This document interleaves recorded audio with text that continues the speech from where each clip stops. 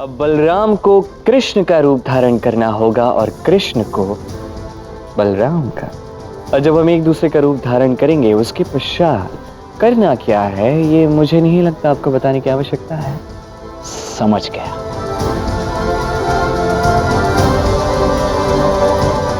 मैं पूर्णतः समझ तो गया हूं कान्हा, किंतु यदि संसार के समक्ष मैं जीतूंगा, राधा की बांसुरी का क्या होगा? और मैया को दिए हुए वचन का? मैया का वचन उनका पुत्र ही पूर्ण कर रहा है था। आपकी जीत मेरी भी जीत है। तब हम दोनों भिन्न नहीं हैं, हम दोनों एक ही हैं। और रही बात बांसुरी की, कुछ समय पर भी छोड़ दीजिए। क्या सज्ज है कान्हा बनने के लिए?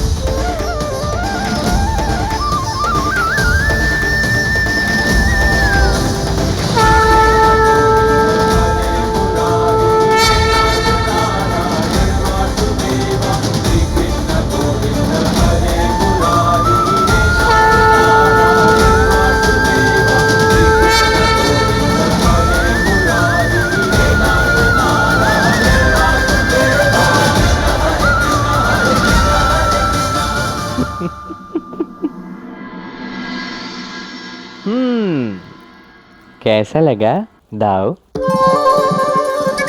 नहीं नहीं नहीं नहीं, देखो देखो कान्हा, मैं समझ रहा हूँ तुम्हारे मन में क्या चल रहा है। देखो, मैं अत्यंत कोमल और दुर्बल शरीर में हूँ। तुम जानते हो तुम्हारा ही तो शरीर है। मत करना ऐसा। शारीरिक बल का प्रयोग करके मुझे मारना पीटना नहीं, मैं पहले ही कह रहा हूँ। कैसे नहीं चलेगा दाऊ? इतने समय के पश्चात तो मुझे अवसर प्राप्त हुआ है कि आप पर बल का प्रयोग करूं। कान्हा, मेरा प्यारा अनुज ऐसा नहीं करेगा ना? पहले मुस्कुराओ। कान्हा, तुम मेरे प्यारे छोटे भाई हो, ऐसा नहीं करोगे ना?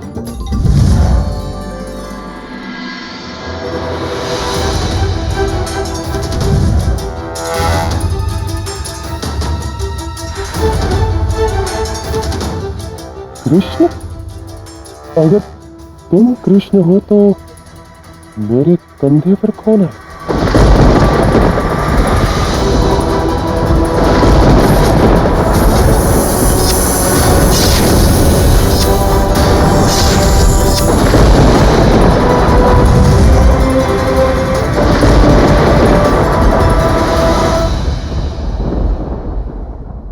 तुम यही कहते हो ना कि प्रलंबासुर जिसका काल बनता है उसका काल शेष नहीं रहता।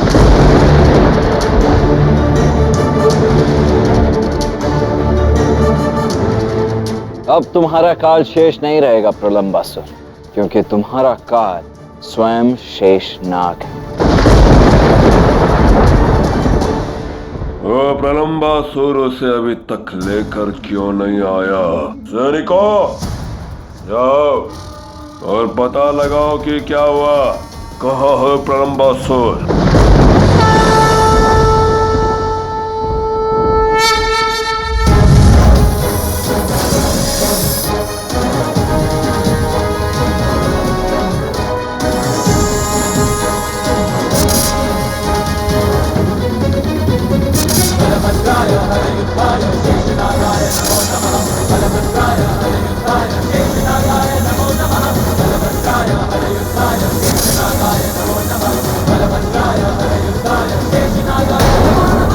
शेषनाग, प्रलंबासुर की मुक्ति का समय अब आ चुका है।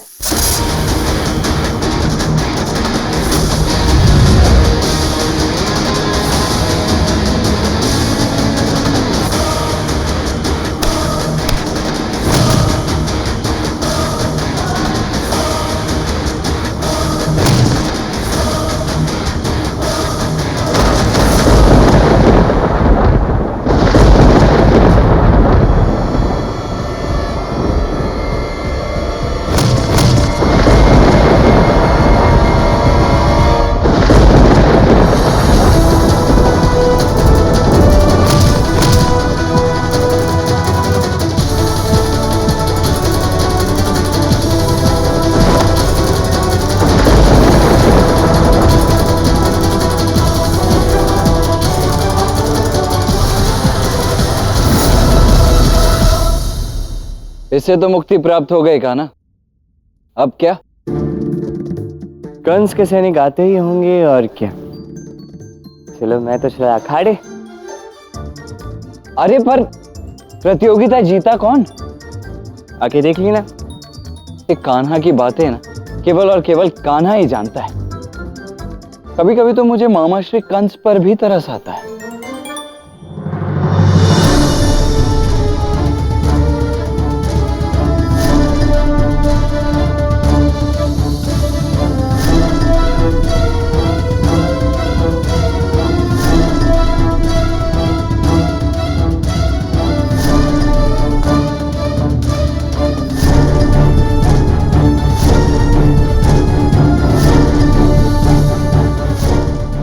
कृष्ण जीता है। विजय कृष्ण के। क्या कृष्ण ने अपने बड़े भाई को हरा दिया? क्या बलराम हार गया? ये कैसे संभव है? विजय मेरी नहीं, मेरे ज्येष्ठ, मेरे बलराम दाऊ की हुई है।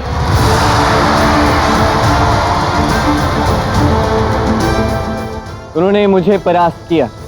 उसके पश्चात वन में प्रलंबासुर के चुनौती देने पर उसे भी परास्त किया है। इस प्रतियोगिता का विजेता मैं नहीं।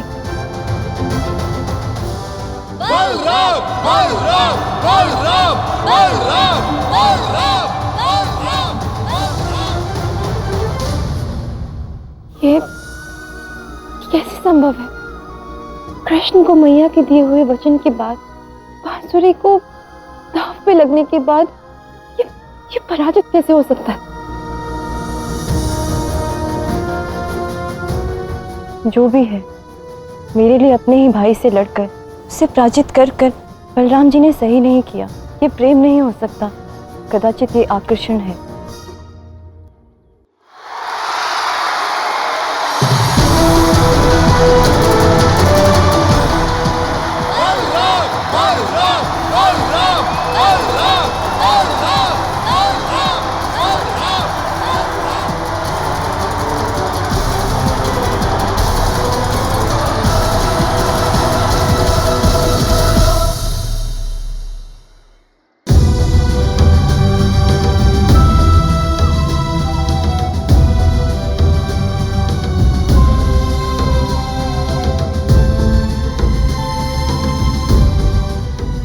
बलराम, तुम सच में सर्वशक्तिशाली हो, किंतु अभी भी एक युद्ध शेष है। मथुरा के महाराज कंस की स्वयं इच्छा है कि वो विजेता के साथ मल्ल युद्ध करेंगे।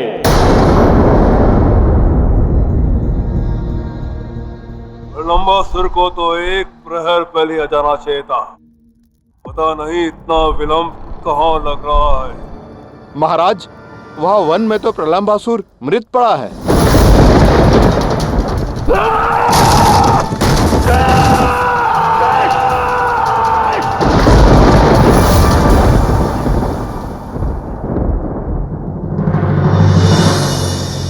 महाराज, मथुरापति कंस तो बिना किसी को सूचित किए यहाँ से जा चुके हैं। लौट गए? महाराज कंस जा चुके हैं, इसलिए इस प्रतियोगिता का विजेता बलराम ही है।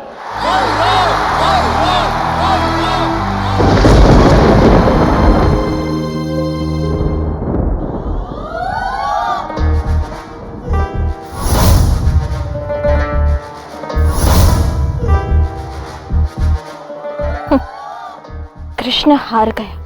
चलो, कम से कम ये बांसुरी तो मेरी हो गई। अब मैं इसे तोड़ सकती हूँ। अब ना ही कभी बांसुरी बजेगी और ना ही राधा इसकी धुन पर कभी मंत्रमुग्ध होगी।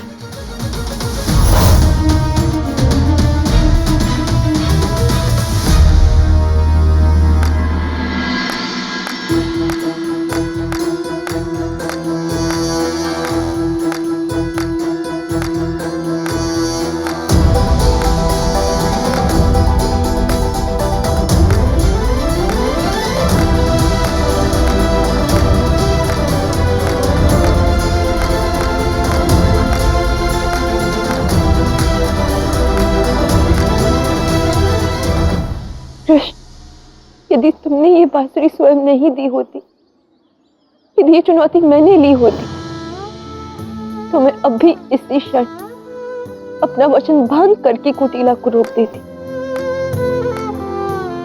किंतु मैं तुम्हारा वचन नहीं टूटने दूंगी।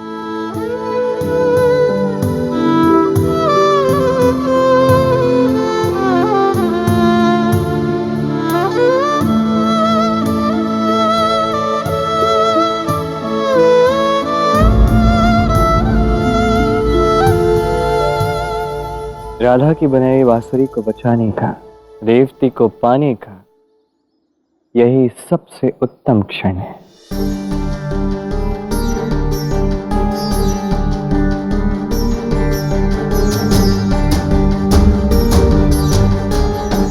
महाराज कुकुद में एक विजेता को यह अधिकार होता है कि वो अपनी जीत किसी के साथ भी बांट सकता है। निसंदेह जीत तुम्हारी हुई है, जो तुम चाहो कर सकते हो। धन्यवाद महाराज। तो मैं अपनी यह जीत अपने अनुज कृष्ण को देता हूं।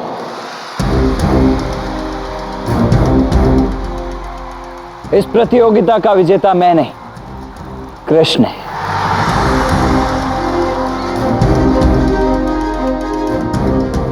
परंतु ये कैसे संभव है?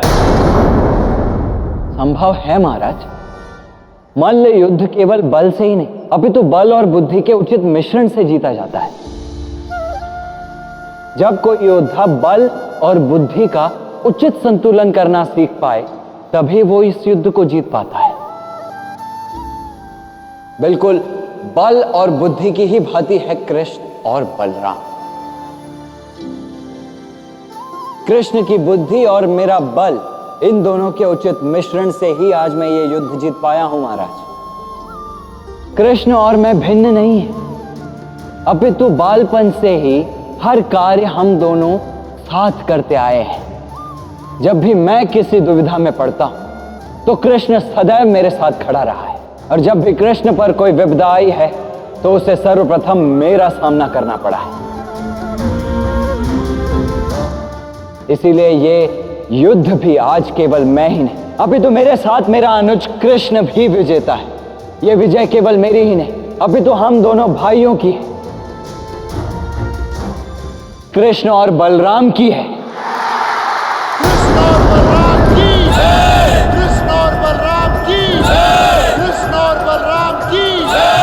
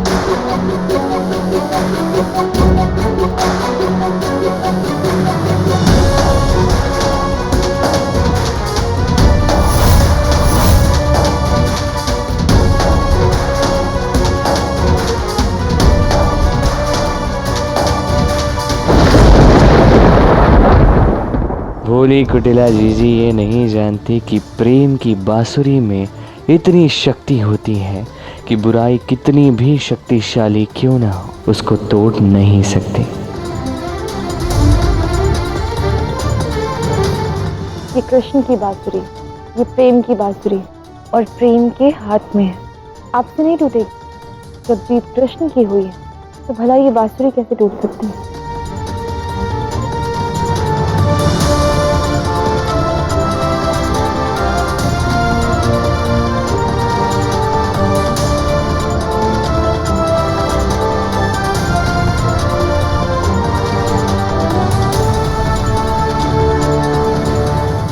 लो कृष्ण, तुम्हारी बांसुरी।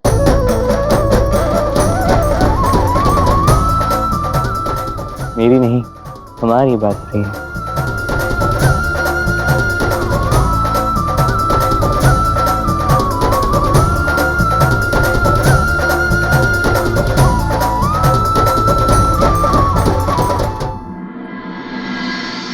प्रलंबासुर को पराजित आपने किया, श्रेय मैं कैसे ले सकता हूं? कान्हा, बालपन से कुश्ती के सारे दांव तुम्हारे साथ ही तो खेले हैं। तुम्हारे ऊपर प्रयास करके ही तो मैं कुश्ती सीखा हूं, तो ये विजय भी तो तुम्हारी ही हुई ना। नहीं दाव, परिश्रम आपने किया है, क्या उस परिश्रम का कोई मोल नहीं? जैसे नारायण शेषनाग के बिना कुछ नहीं है, वैसे ही ये कृष्ण ये अपने बलराम दाऊ के बिना कुछ भी नहीं है। दाऊ, ये विजय हम दोनों की है।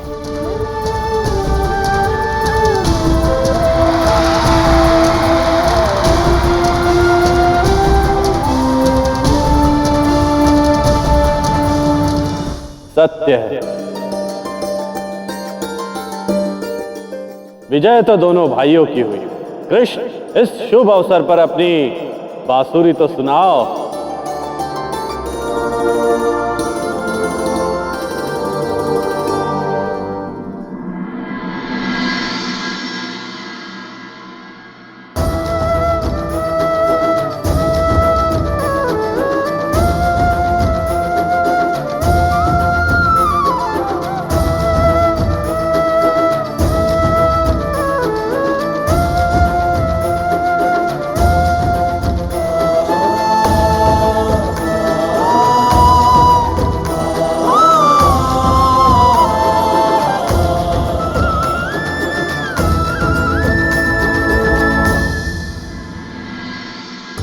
बलराम जी ने अपनी जीत कृष्ण को देकर मेरा मन मोह लिया है। भाई के प्रति इतना स्नेह, तो जो मेरे प्रति है वो आकर्षणीय प्रेम ही है राधा। बिल्कुल, दाऊ का हृदय अत्यंत पवित्र है और कृष्ण ने मुझे बताया था दाऊ ने ये प्रतियोगिता तुम्हारे लिए, अपने प्रेम के लिए नहीं, अपितु मेरे लिए लड़ी थी। सच? सच। अर्थात मेरा चयन बिल्कुल सही है। मुझे प्रसन्नता है कि मेरा हाथ बलराम जी के हाथ में दिया जाएगा।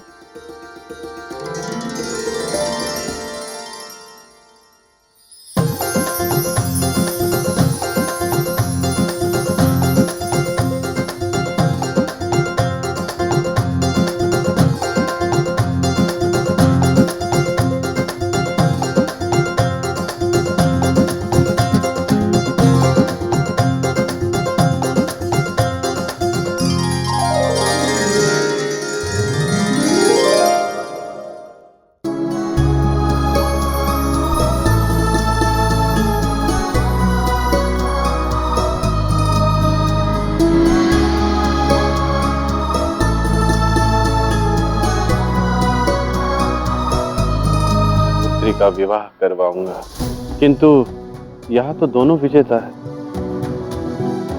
अब मैं अपनी पुत्री का हाथ किसके हाथ में दूं?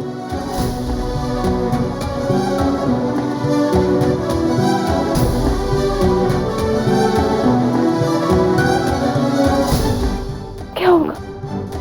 मेरा शब्द व्यर्थ नहीं जा सकता। तो क्या अब मैं अपनी पुत्री का हाथ इन दोनों भाइयों के हाथ में दे दूं?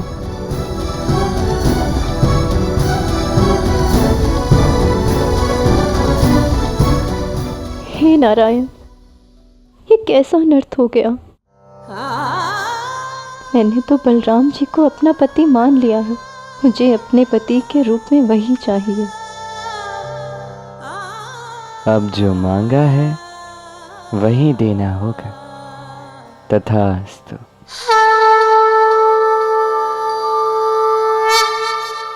राजा कुकुदमी, आपने जो घोषणा की थी वो पुनः एक बार स्मरण कीजिए। आपकी घोषणा ये थी कि आप अपनी पुत्री का विवाह इस प्रतियोगिता के सर्वशक्तिशाली विजेता से करवाएंगे। अब विजेता तो मैं हूं, किंतु सर्वशक्तिशाली विजेता केवल और केवल हमारे बलराम दाऊ है। उन्होंने ही प्रलंबासुर को पराजित किया है। आपका शब्द व्यर्थ नहीं जा रहा। हाँ, हो सकता है भविष्य में ऐसी अनहोनी होने से मैं रोक ना पाऊं।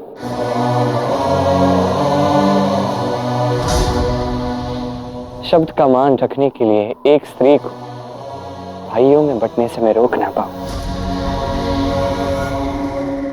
किंतु इस क्षण में ऐसा नहीं होने दूंगा। रेवती का विवाह हमारे बलराम दाऊ से ही होगा।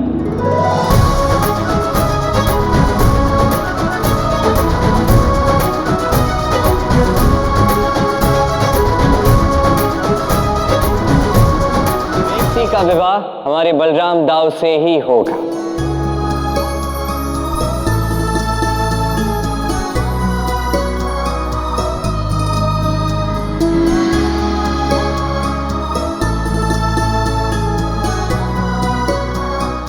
यह हस्तमिलन केवल संकेत मात्र है बलराम। तुम्हारा विवाह समय आने पर किया जाएगा।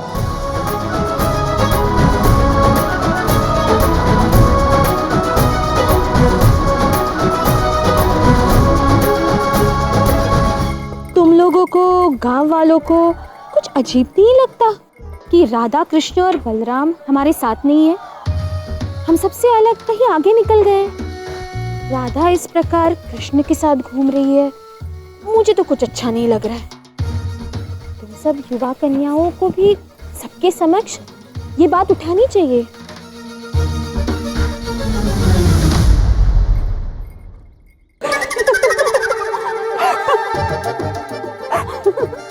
हंस क्यों रहे हो? कुटीला दीदी, आप अभी अभी आई है ना, इसलिए आपको पता नहीं है। राधा कृष्ण और बलराम दाऊ की सबसे प्रिय सखी है, और आज तो कृष्ण और दाऊ इतनी बड़ी प्रतियोगिता जीत के आए, तो राधा तो उनके साथ ही होगी, है ना? अरे कुटिला दीदी को पता नहीं है ना, इसलिए हमें उन पर ऐसे हंसना नहीं चाहिए। हाँ हाँ, इस प्रकार नहीं हंसना चाहिए। उपहास हो रहा है मेरा, कोई बात नहीं, किंतु मैं इतना तो जानती ही हूँ, जो समाज के विरुद्ध जाकर प्रेम करते हैं, हर समय साथ ही बिताते हैं, उन्हें सदा के लिए अलग करना अधिक कठिन नहीं होता। राधा कृष्ण का, राधा और कृष्ण होने का समय तो मैं शीघ्र ही ले आऊंगी।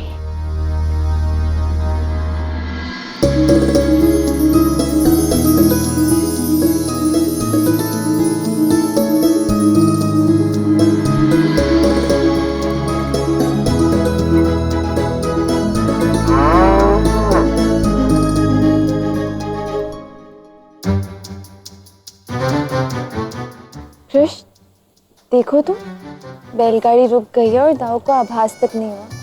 अभी तक रेवती के विचारों में मग्न है ये। मुझे तो प्रतीत होता है कि इन्हें प्रेम का अर्थ समझ में आ गया है। क्या राधा, तुम क्या बातें कर रही हो दाऊ के बारे में? दाऊ और प्रेम? मुझे तो बिल्कुल नहीं लगता। तुम्हें स्मरण है जब गोपिका और वल्लभ भागी थे, तब दाऊ कितने क्रोधित हुए थे, वो भी प्रेम पे। इन्हें प्रेम समझ में आएगा है?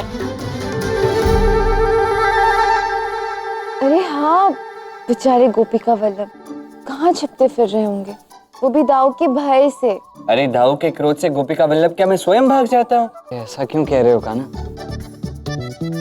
देखो, मुझे आभास है कि मुझे गोपिका और वल्लभ पर इतना अधिक क्रोधित नहीं होना चाहिए था, और उन्होंने जो कुछ भी किया उस पर ऐसी प्रतिक्रिया तो नहीं देनी चाहिए थी। हाँ, अब क्या होगा सोच के, समय तो चला गया, करना था जो आपने कर दिया।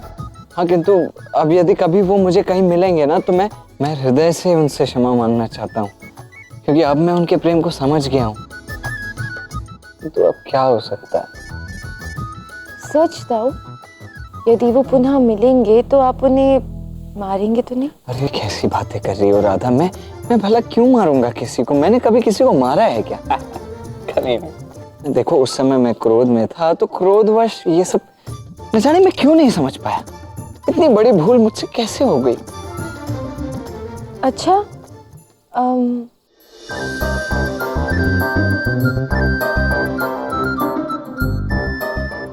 कृष्ण, मुझे ना बहुत प्यास लग रही है। अच्छा, मुझे भी बहुत प्यास लग रही है। अब यहीं पास में एक नदी है, हम वहां जाके जल पी लेते हैं, ठीक है? चल चल।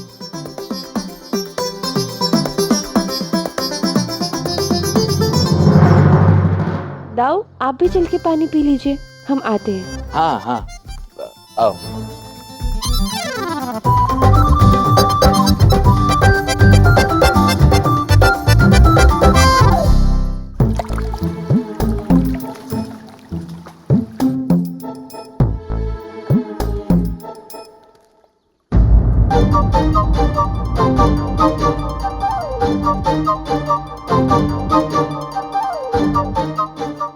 वल्लभ वल्लभ,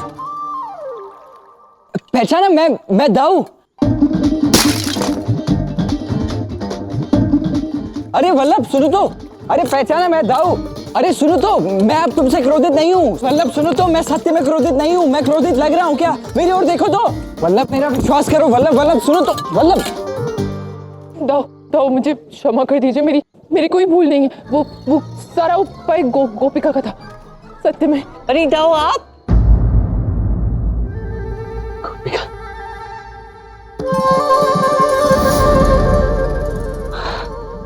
गोपिका तुम भी? अच्छा हुआ। सुनो, मैं वल्लभ को वही गोपिका, अरे गोपिका सुनो तो। अरे वल्लभ वल्लभ,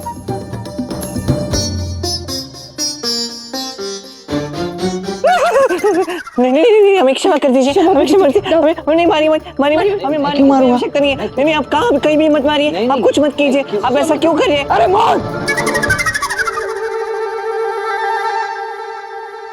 मौन हो जाओ तुम दोनों। क्या व्यर्थ का विलाप लगा रखा है तुम दोनों ने? मैं क्या कह रहा हूँ वो सुन तो लो पहले। मैंने कहा ना, मैं तुम दोनों से क्रोधित नहीं हूँ। मान क्यों नहीं रहे हो? लग तो नहीं रहा है। वल्लभ समझाओ तो। मैं क्या कह रहा हूँ कि ठीक है, बोलिए। हाँ, वो देखो, जहां तक क्षमा का प्रश्न है ना, तो मैं हाथ जोड़कर तुम दोनों से क्षमा मांगता हूँ। मुझे क्षमा कर दो। अरे अब तो हाथ जोड़ ही नहीं रहे।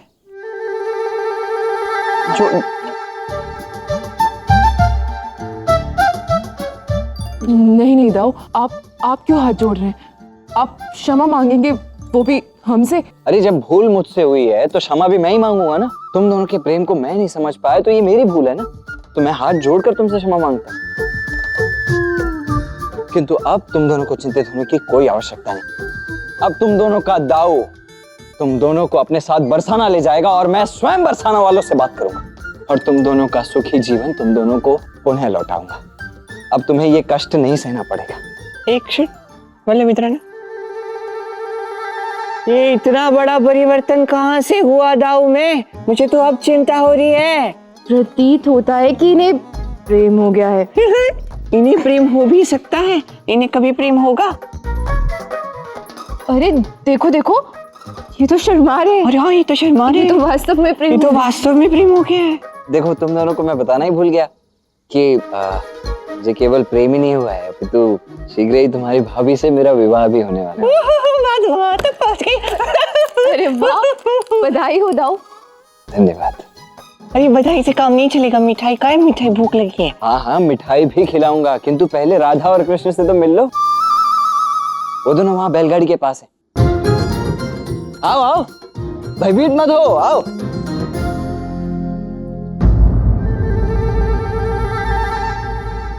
क्या हुआ? कहाँ है राधा और कहाँ है कृष्ण? हाँ, अरे अभी यहीं तो थे। कहाँ चले गए अभी?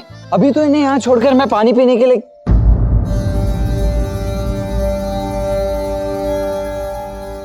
एक क्षण,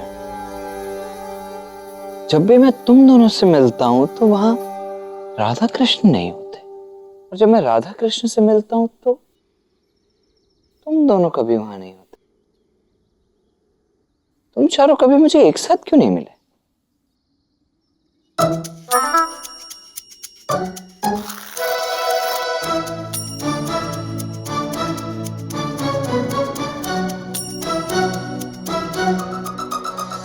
तो तुम दोनों ही गोपिका और वल्लभ हो? जी हाँ। मौन मौन हो जाओ तुम दोनों। बस अब एक शब्द और नहीं सुनूंगा मैं, एक और झूठ नहीं। ये तो है ही ऐसा। इसने तो ना कभी मुझे अपनी कोई बात बताई है, अभी तो सदैव सारी बातें छुपाई है। किंतु राधा, तुमने आज मुझे अत्यंत निराश किया है। मुझे बताओ, मेरे प्रेम में क्या कमी रह गई थी राधा? तुमने ऐसा क्यों किया राधा?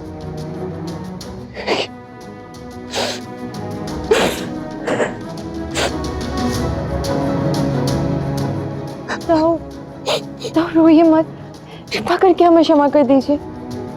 हाँ दाऊ, देखिए, मैं भी आपसे क्षमा मांगता हूँ। आज के पश्चात ऐसा कभी नहीं होगा, आपको सब कुछ पता रहेगा।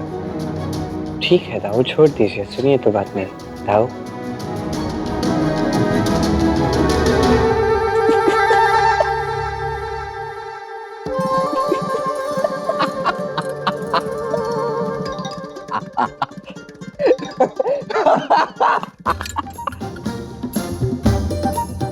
तुम दोनों को क्या लगा कि अभिनय केवल तुम दोनों ही कर सकते हो, मैं नहीं? बड़ा मुझे अपराध बोध कराने चले थे ना, तो लो अब तुम दोनों को तुम दोनों के ही जाल में मैंने फंसा दिया।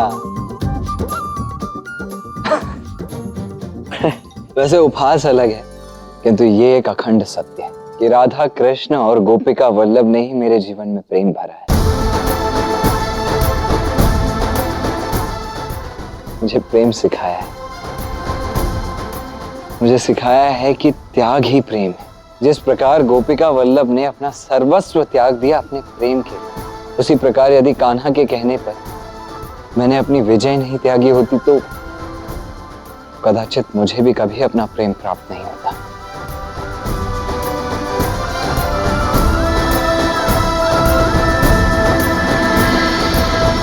आज मैं अपने संपूर्ण प्रेम से ये घोषणा करता हूं कि जो कोई व्यक्ति राधा कृष्ण के प्रेम पर अटूट विश्वास रखेगा, अखंड विश्वास रखेगा, उसके जीवन में उसे प्रेम की प्राप्ति अवश्य होगी।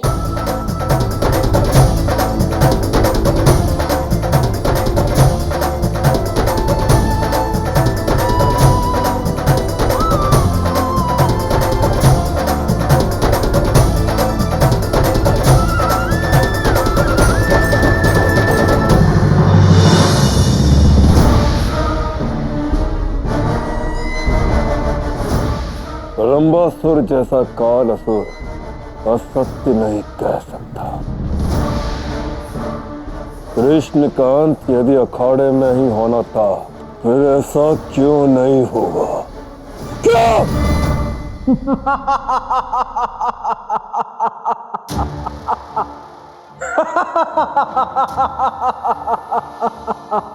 तकरार! बात तो एक ही होती है महाराज, बस व्यक्ति उसका अर्थ अपने स्वार्थ के अनुरूप समझता है। प्रलंबासुर ने कहा कि आपकी और कृष्ण की अंतिम भेंट अखाड़े में होगी। इसका अर्थ ये नहीं कि अखाड़े में श्री कृष्ण का अंत होगा। इसका अर्थ ये है महाराज कि अंत आपका होगा। ऐसा कहने के लिए मैं तुम्हारी जीवा भी काट सकता हूँ। जिह्वा काटने से सत्य नहीं बदलेगा महाराज। आपको लगा प्रलंबासुर ने कृष्ण की मृत्यु की भविष्यवाणी की है? नहीं महाराज, ये भविष्यवाणी आपके लिए थी। अब आपकी मृत्यु निकट है, अब आपकी मृत्यु निकट है, अब आपकी मृत्यु निकट है।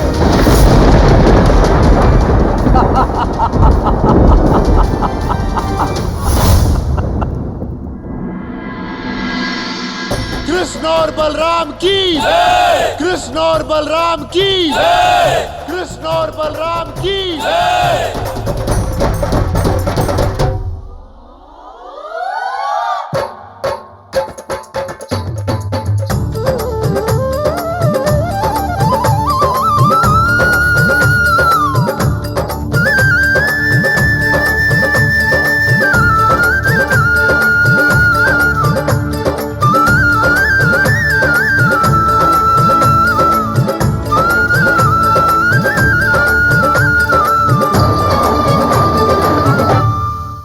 मुझे गर्व है अपने दोनों पुत्रों पर, जिन्होंने केवल 108 गांव के पहलवानों को ही नहीं, बड़े से बड़े राजा महाराजाओं को परास्त किया है। पूरे गांव को आज तुम दोनों पर गर्व है। ये बताओ वहां पे हुआ क्या?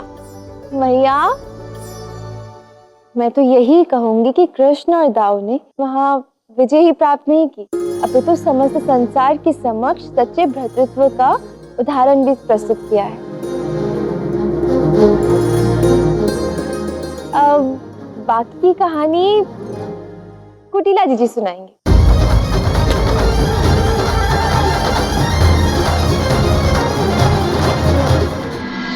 नहीं, मैं नहीं। अरे आप नहीं तो कौन सुनाएगा? अरे आप कितना अच्छे से सुनाती है, बाल बाल उड़ते हैं, इतनी मीठी वाणी है। और वैसे भी राधा ऊपर राजकुमारी के बाजू में बैठी थी, आप ही तो बैठे थे अखाड़े के समीप। अरे ये तो दासी कक्ष में बैठे थे ना, वहाँ से तो सब कुछ विस्तार से दिख रहा था। अब बताइए ना आप। मैंने कहा ना, मैं नहीं बताऊंगी। कुटिला बताओ ना क्या हुआ वहाँ पे? अरे देखो ना, सब लोग कितना आग्रह कर रहे हैं, आपकी मीठी वाणी सुननी है, वो कथा सुननी है, सुनाइए ना सबको। ठीक है, अब आप लोग इतना आग्रह कर ही रहे हैं तो बता देती हूँ। प्रतियोगिता कई चरणों में थी। बलराम ने कई शक्तिशाली और प्रतिभावान पहलवानों को अखाड़े में हराया। एक एक कर सारे अखाड़े से बाहर हो गए। बलराम की जय की घोष चारों ओर स्पष्ट सुनाई दे रही थी। बलराम के दांवपेच के आगे कोई भी पहलवान अधिक देर तक अखाड़े में नहीं रुक पाया। ऐसे कोई कहानी सुनाता है क्या? अरे आप अच्छे से सुनाइए ना, विस्तार से सुनाइए, परिपूर्ण रूप से ये कथा सुनाइए कटिला जी। कृष्ण कुटिला कुटिला, ये तो बोला मैंने। कहा ना, वहां आए पहलवानों को पराजित करने के उपरांत बलराम ने कृष्ण को भी हरा दिया। किंतु दाऊ ने तो अपनी विजय कृष्ण के संग बांट ली। अरे कुटिला जी, प्रलंबासुर वाली बात भी तो बताइए। अरे वो भी तो बताइए। जी, अंत में प्रलंबासुर को हराकर राजकुमारी रेवती को भी प्राप्त कर दी। अच्छा बलराम, तुम वहाँ पे प्रतियोगिता जीतने गए थे या मेरे लिए बहू लाने के लिए? अब मैं मुझे क्या ज्ञात था कि वो वहां जाकर ऐसा कुछ होने वाला, मुझे तो कोई अनुमान भी नहीं था। मैं तो वो कुश्ती बरसाना के मान सम्मान, अरे ज्ञात तो केवल नारायण को था। अब क्या बताऊं आपको मैया, देखिए गए थे मल्ल युद्ध जीतने के लिए, हृदय हार के आ गया। अरे हारे नहीं है कृष्ण, क्या है ना कि राजकुमारी रेवती के पास छोड़ आए। ओहो,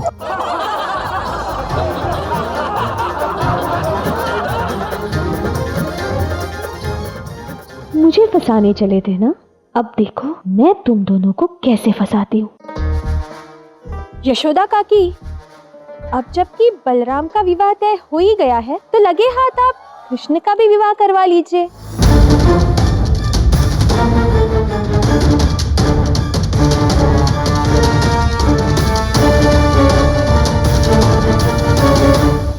वो क्या है ना, गांव की सभी कन्याएं चैन की सांस तो ले पाएंगी। आप तो जानती ही हैं कितना सताता है कृष्ण सबको। मेरे कान्हा का विवाह तभी होगा जब वो चाहेगा। क्यों कान्हा? सोच लीजिए काकी, कहीं बिगड़ न जाए। कुटिला, तुम यहाँ पे नहीं हो इसलिए जानती नहीं। मेरा कान्हा बिगड़ नहीं सकता है। हाँ, बिगड़ों को सही राह अवश्य दिखा सकता है। और पहले इसके दाऊ का विवाह तो हो जाए। क्यों बलराम? विवाह का क्या है, मैं अब कर लेंगे, जब निर्धारित समय आएगा तो कर लेंगे। हाँ, तो समय तो हम निर्धारित कर ही देंगे। हम शीघ्र ही वहाँ पे तेरे विवाह का प्रस्ताव लेके जाएंगे। अरे उससे पहले तेरे बाबा को खुशखबरी तो बता दूं। नहीं मैया, विवाह से पूर्व मेरा एक अत्यंत महत्वपूर्ण कार्य शेष है। उसे पूर्ण किए बिना मैं विवाह नहीं कर पाऊंगा।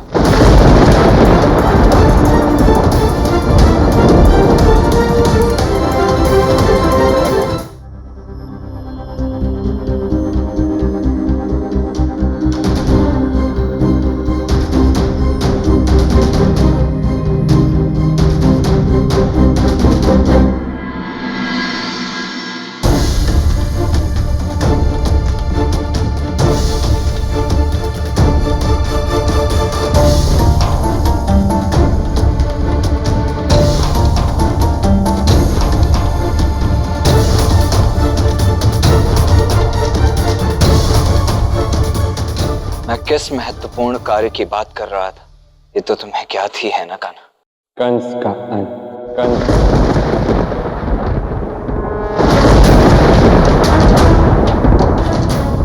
मामा श्री के पापों का घड़ा केवल भरा ही नहीं, अपितु भर कर फूट चुका है। अब इसके अतिरिक्त तो और किस बात की प्रतीक्षा है तुम्हें? प्रतीक्षा है राधा के स्वयं मुझे यहां से भेजने की।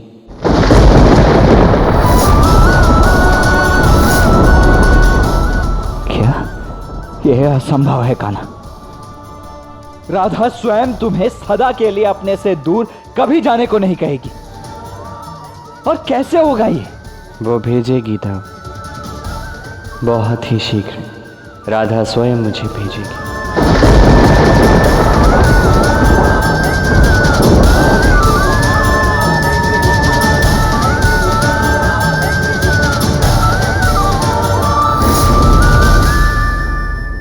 अब मथुरा जाने के लिए सज्ज हो जाइए था, क्योंकि अब वो समय आ चुका है।